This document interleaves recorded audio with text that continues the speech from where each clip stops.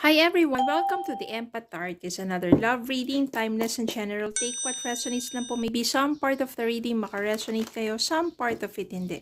Iba't ibang mga energies, iba't ibang mga sitwasyon, iba't ibang mga kwento ng buhay pag-ibig.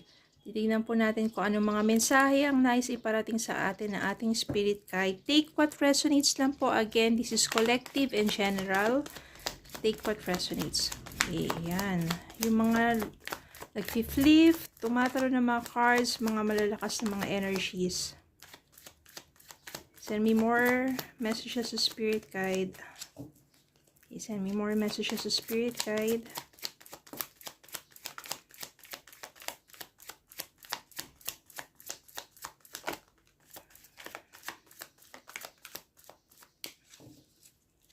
Okay, I think enough na ito. Tignan po natin. Meron ditong Judgment. Ace of Pentacles.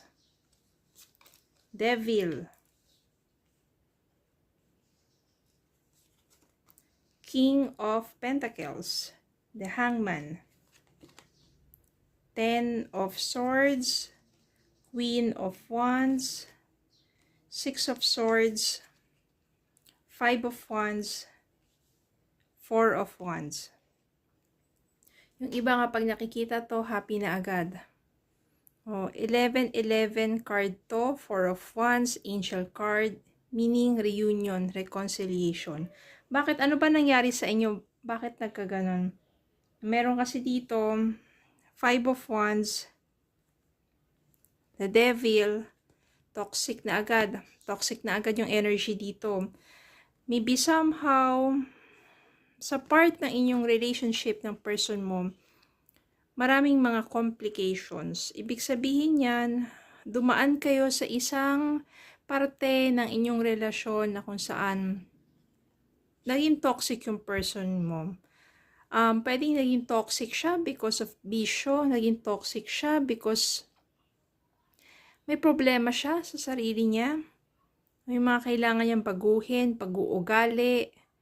Yun yung bagay na ayaw nyo, yung gusto mong baguhin sa kanya. O kaya naman naging toxic siya kasi nabaling ang kanyang atensyon sa iba. Third party, kaya ganyan, magulo. O merong third party. Dumating yung point dito na hindi mo na kinaya. Ten of Swords. Nakipaghiwalay ka na sa kanya, tinapos mo na ang relasyon ninyong dalawa. Lalo na kapag may third party, di ba? Mahirap nga naman yun. Ikaw na lang yung nasasaktan ng husto. Kaya, mas pinabuti mo nang tapusin na. Kasi ayan no, sinaksak ka na ng ilang beses patalikod. Hayaan mo pa bang patuloy kang saktan? You try to move on. Nagpakalayo-layo ka para kalimutan yung person mo. Pumunta ka sa isang lugar na kung saan walang mga memories kayong dalawa. Kasi mahirap kapag, diba, merong mga lugar, mga bagay na ginagawa ninyo, nagpapaalala lagi sa person mo, diba, mapapaiyak ka na lang. Nagpakalayo-layo ka. You move on with your life.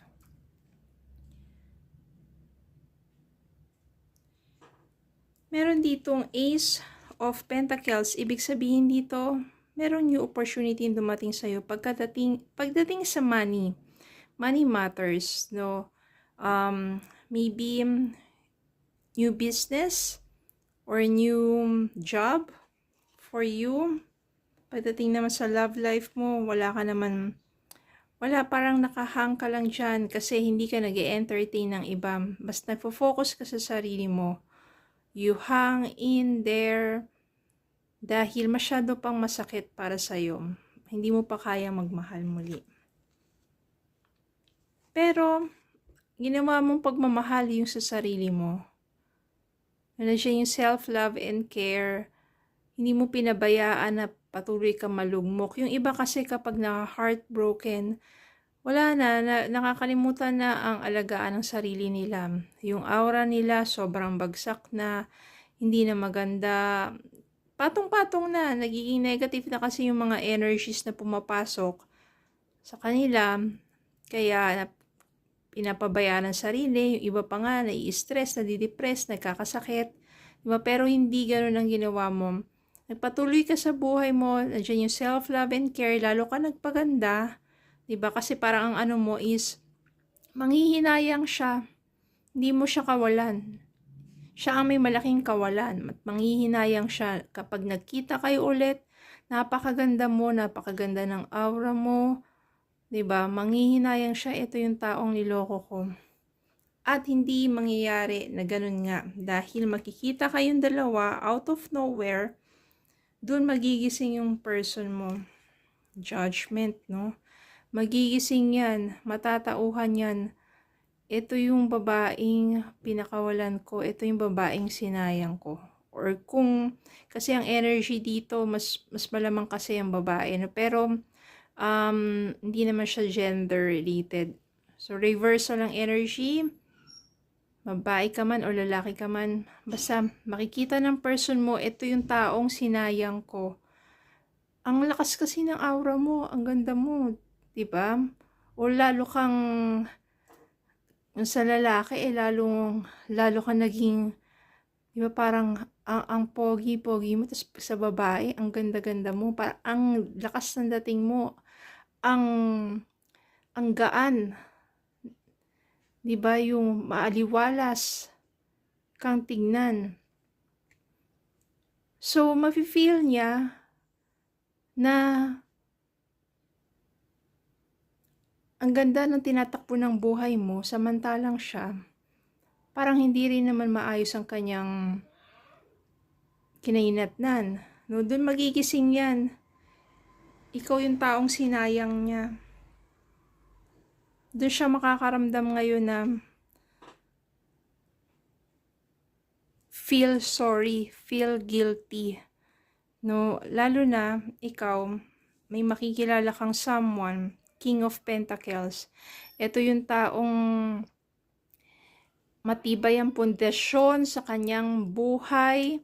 Ito yung taong may kaya, malayo ang narating sa kanyang buhay. Ito yung taong maaring magparamdam sa'yo. Magpaparamdam to sa'yo, magpapahiwatig to sa'yo ng interest niya. Lalo ngayon may insecure tong person mo. Kasi, lalo niyang mafe-feel na baka meron na nga someone sa buhay mo at tuluyan na nawalan ng puwang. Pero darating yung time na yung person mo mismo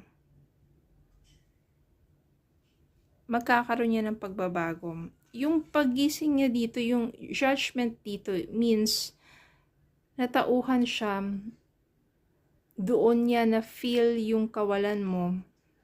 Doon na nagkaroon ng parang pagbabago, namulat siya sa mga maling ginawa niya. At doon na unti-unti nagkakaroon ng change of mind, change of heart. Parang pinitik siya kasi.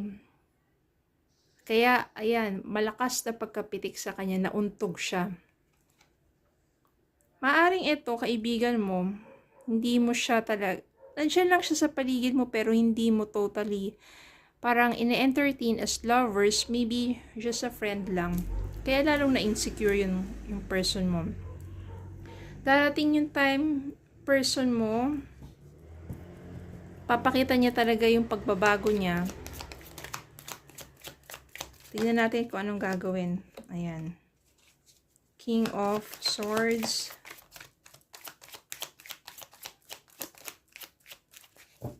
Ayan. King of Swords. No? Ito yung taong minahal mo. Yung taong bago siya napariwara, nagbalik na siya sa kanyang katinuan. Matalino naman tong taong to pero hindi kasi siya yung ganun ka-clingy or ka-emotional. Hindi siya nagpapakita ng kanyang damdamin, pero deep inside, yung thoughts niya about you. You still love this person. Kaya maybe, eventually, paglipas ng panahon, When that person came back to your life, you will forgive that person. You will accept that person. You will give that person another chance. Bottom of the deck. 3 of Wands. Because you are still thinking of that person and that person thinking of you and planning to have you back in his or her life. Acknowledge yung mga pagkakamali niya, humingi ng kapatawaran, humingi ng panibagong pagkakataon, and for that person wants and desires na mag-explore pa kayong dalawa. Sa second chances na yan.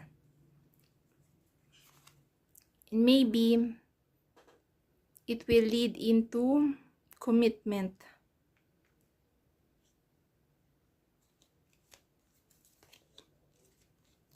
And maybe this time, magkakaroon na ng successful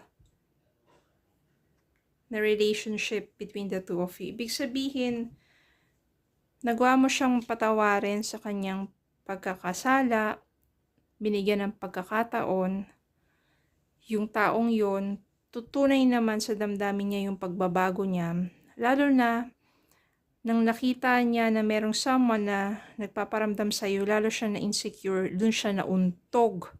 Lalo siyang natakot na mawala ka sa buhay niya. Binigyan mo ng pagkakataon because you love this person, you forgive, you accept, you have a reunion or reconciliation. It leads to commitment and successful relationship.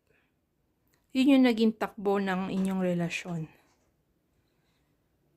Parang dumaan kayo dun sa ups and downs ng relationship ninyo. Yung downs na dun yung time na parang nagloloko siya, hindi mo na kinaya, umalis ka na, tinaas mo yung sarili mo, ang nakita niya na doon ka na sa itaas, napaka-positibo ng iyong pananaw, napaka-positibo ng aura mo, dun siya nauntog, dun niya na-feel yung kawalan mo. Dun siya nagbago, bumalik sa dating siya, yung dating taong minahal mo. Pinatunayan naman niya yun. Nagkabalikan kayo, nagkaroon kayo ng commitment and successful second chance. So maybe this time, yan. Yung kanta maybe this time, no? Maybe this time, this is the right time for that person to grow, to become mature, to change. And maybe this time, ito yung right time para sa inyong dalawa. Okay, so yun lang po. Maraming salamat po for watching. Please don't forget to like, share, comment, subscribe, follow me on Facebook and TikTok. Have a good day po and God bless.